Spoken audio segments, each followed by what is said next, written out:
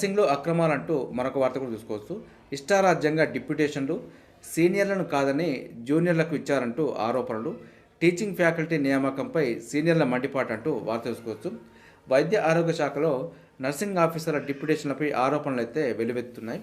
సీనియారిటీని పట్టించుకోకుండా ఇష్టారాజ్యంగా వ్యవహరించారంటూ నర్సింగ్ ఆఫీసర్లు అయితే మండిపడుతున్నారు.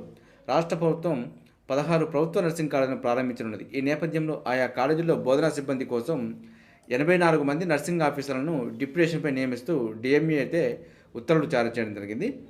ఎంఎస్సీ మరియు బీఎస్సీ నర్సింగ్ అర్హత ఆధారంగా ఈ డిప్యూటేషన్ ఇచ్చినట్టు ఉత్తర్వులు అయితే పేర్కొంటున్నారు.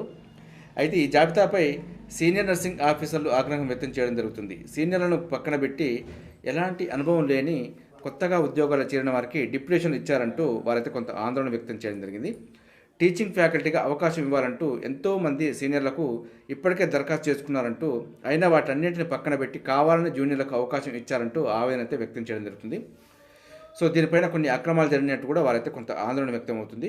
సో దీనిలో ప్రధాన ఉద్దేశం చూసుకుంటే కొత్తగా వచ్చిన నర్సింగ్లో కొంత ఎడ్యుకేషన్ పరంగా స్కిల్స్ ఉండే అవకాశం ఉంది. సో సీనియర్లకి ఎడ్యుకేషన్ మీద కొంచెం అనుభవం తగ్గి ఉండొచ్చు అనే ఉద్దేశంతో కొత్తగా వారికి ఇచ్చే అవకాశం ఉందంటూ కొంత వార్త కూడా బయట జరుగుతుంది.